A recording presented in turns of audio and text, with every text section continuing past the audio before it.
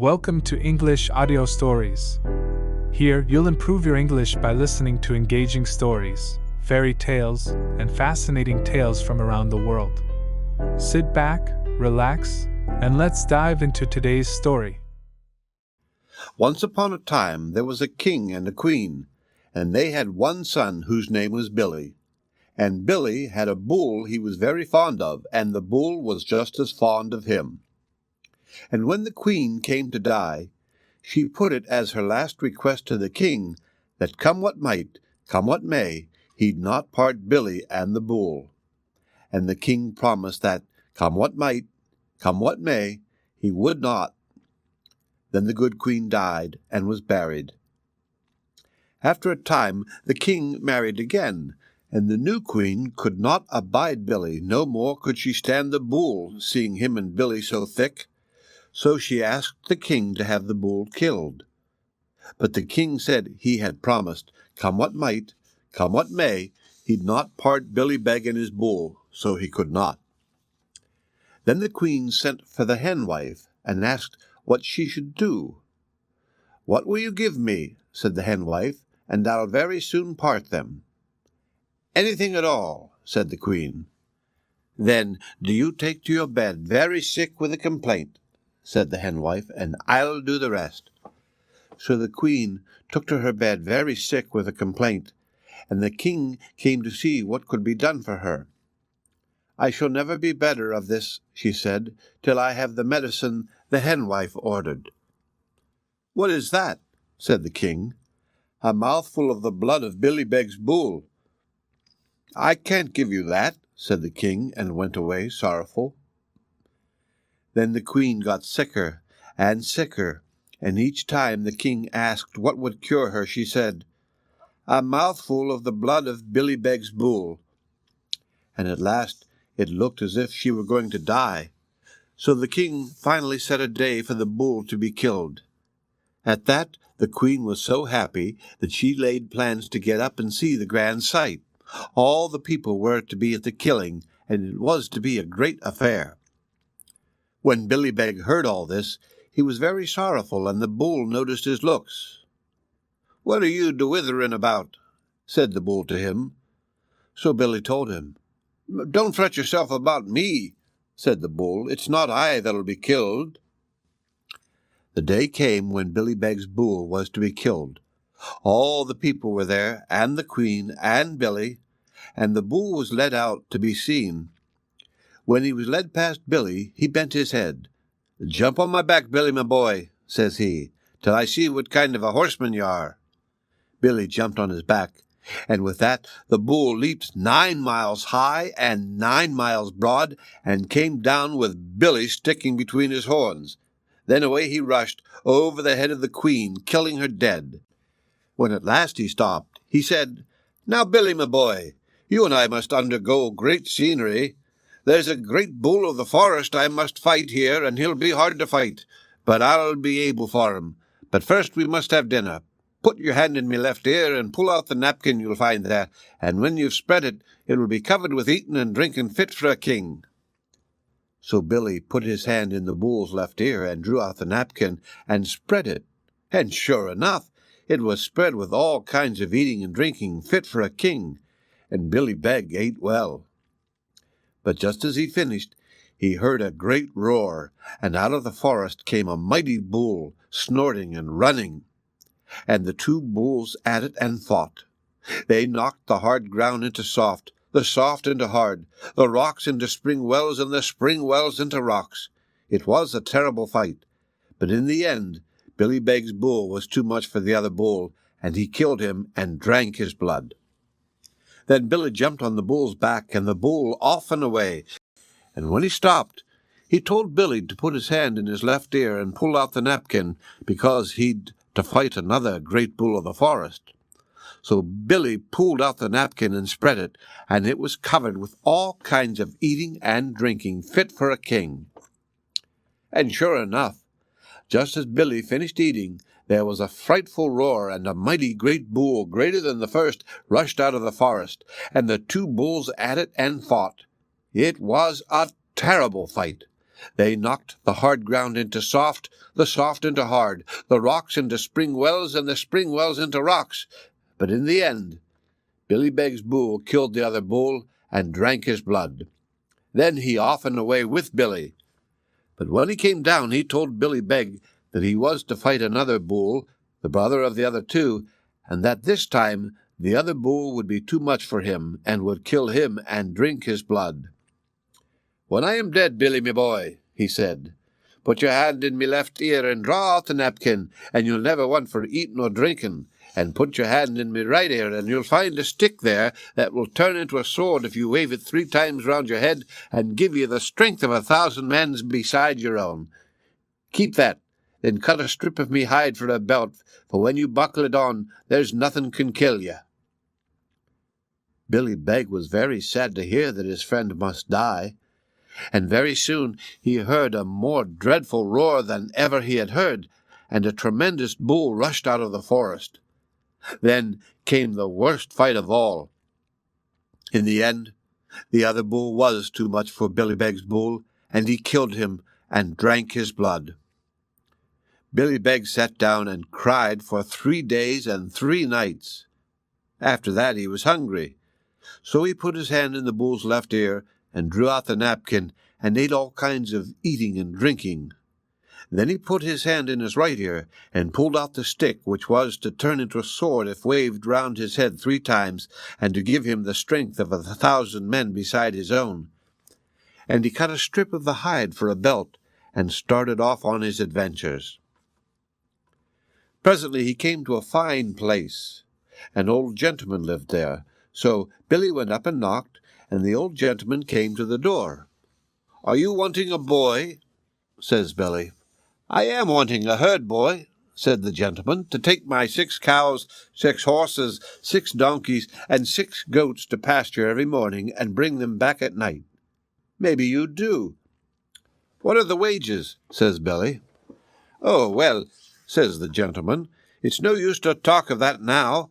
There's 3 giants live in the wood by the pasture, and every day they drink up all the milk and kill the boy that looks after the cattle. So we'll wait to talk about wages till we see if you come back alive." "All right," says Billy, and he entered service with the old gentleman. The first day he drove the 6 cows, 6 horses, 6 donkeys, and 6 goats to pasture, and sat down by them. About noon he heard a kind of roaring from the wood, and out rushed a giant with 2 heads, spitting fire out of his 2 mouths. "Oh, me fine fellow," says he to Billy, "you're too big for 1 swallow and not big enough for 2. How would you like to die, then? By a cut with a sword, a blow with the fist, or a swing by the back?" "That is as may be," says Billy, "but I'll fight you." And he buckled on his hide belt, and swung his stick 3 times round his head to give him the strength of 1,000 men besides his own, and went for the giant.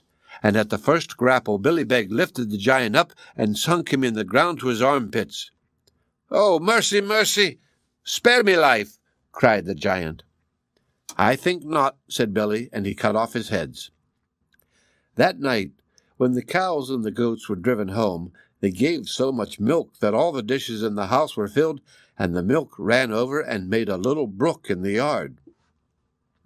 "This is very queer," said the old gentleman. "They never gave any milk before. Did you see nothing in the pasture?" "Nothing worse than myself," said Billy, and the next morning he drove the 6 cows, 6 horses, 6 donkeys, and 6 goats to pasture again. Just before noon he heard a terrific roar, and out of the wood came a giant with 6 heads. "You killed me brother," he roared, fire coming out of his 6 mouths, "and I'll very soon have your blood. Will you die by a cut of the sword or a swing by the back?" "I'll fight you," said Billy, and buckling on his belt and swinging his stick 3 times round his head, he ran in and grappled the giant, and at the first hold he sunk the giant up to the shoulders in the ground. "Mercy! Mercy! Kind gentlemen!" cried the giant. "Spare me life!" "I think not," said Billy, and cut off his heads. That night the cattle gave so much milk that it ran out of the house and made a stream and turned a mill wheel which had not been turned for 7 years. "It's certainly very queer," said the old gentleman. "Did you see nothing in the pasture, Billy?" "Nothing worse than myself," said Billy. And the next morning the gentleman said, "Billy, do you know I only heard one of the giants roaring in the night, and the night before only two? What can ail them at all?" "Oh, maybe they are sick or something," says Billy. And with that he drove the 6 cows, 6 horses, 6 donkeys, and 6 goats to pasture. At about 10 o'clock there was a roar like a dozen bulls, and the brother of the 2 giants came out of the wood with 12 heads on him and fire spouting from every one of them. "I'll have you, me fine boy," cries he. "How will you die then?" "We'll see," says Billy. "Come on." And swinging his stick round his head, he made for the giant and drove him up to his 12 necks in the ground. All 12 of the heads began begging for mercy, but Billy soon cut them short. Then he drove the beasts home. And that night the milk overflowed the mill stream and made a lake 9 miles long, 9 miles broad, and 9 miles deep, and there are salmon and whitefish there to this day. "You are a fine boy," said the gentleman, "and I'll give you wages." So Billy was heard. The next day his master told him to look after the house while he went up to the king's town to see a great sight. "What will it be?" said Billy. "The king's daughter is to be eaten by a fiery dragon," said his master, "unless the champion fighter they've been feeding for 6 weeks on purpose kills the dragon." "Oh," said Billy. After he was left alone, there were people passing on horses and afoot, in coaches and chaises, in carriages and in wheelbarrows, all going to see the great sight. And all asked Billy why he was not on his way. But Billy said he didn't care about going. When the last passer-by was out of sight, Billy ran and dressed himself in his master's best suit of clothes, took the brown mare from the stable, and was off to the king's town. When he came there, he saw a big round place with great high seats built up around it, and all the people sitting there. Down in the midst was the champion, walking up and down proudly, with 2 men behind him to carry his heavy sword. And up in the center of seats was the princess with her maidens. She was looking very pretty, but nervous. The fight was about to begin when Billy got there, and the herald was crying out how the champion would fight the dragon for the princess's sake, when suddenly there was heard a fierce and great roaring, and the people shouted, "Here he is now, the dragon!" The dragon had more heads than the biggest of the giants, and fire and smoke came from every one of them. And when the champion saw the creature, he never waited even to take his sword. He turned and ran, and he never stopped till he came to a deep well, where he jumped in and hid himself up to the neck. When the princess saw that her champion was gone, she began wringing her hands and crying, "Oh, please, kind gentlemen, fight the dragon, some of you, and keep me from being eaten." "Will no one fight the dragon for me?" But no one stepped up at all, and the dragon made to eat the princess. Just then, out stepped Billy from the crowd with his fine suit of clothes and his hide belt on him. "I'll fight the beast," he says, and swinging his stick 3 times round his head to give him the strength of 1,000 men besides his own, he walked up to the dragon with easy gait. The princess and all the people were looking, you may be sure, and the dragon raged at Billy with all his mouths, and they at it and fought. It was a terrible fight, but in the end Billy Beg had the dragon down, and he cut off his heads with the sword.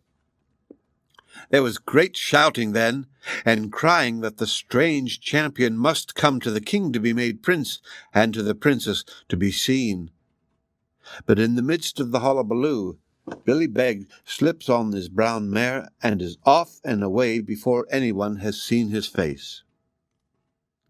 But quick as he was not so quick but that the princess caught hold of him as he jumped on his horse, and he got away with 1 shoe left in her hand, and home he rode to his master's house, and had his old clothes on, and the mare in the stable before his master came back.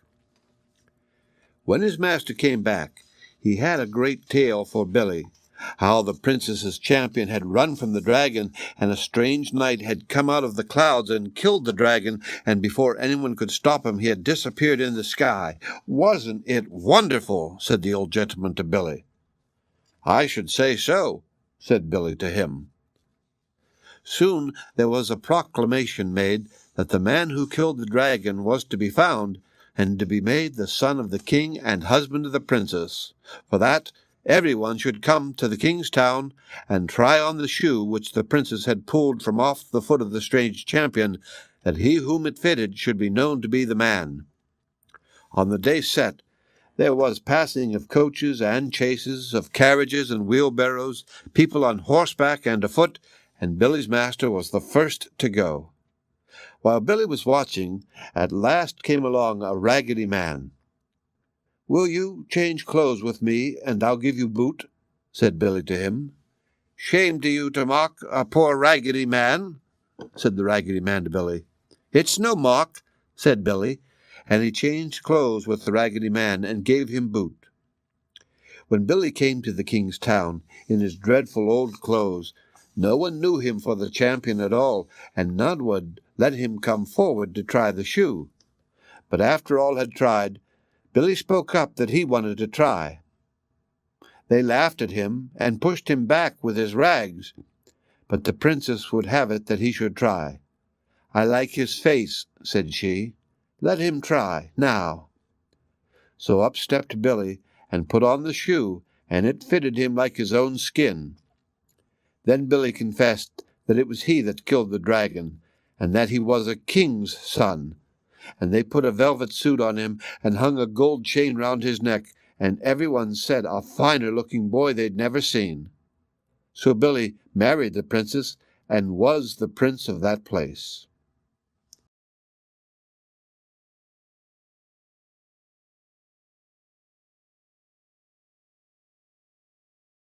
Thank you for listening.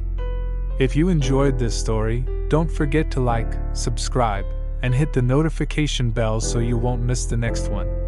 See you in the next story.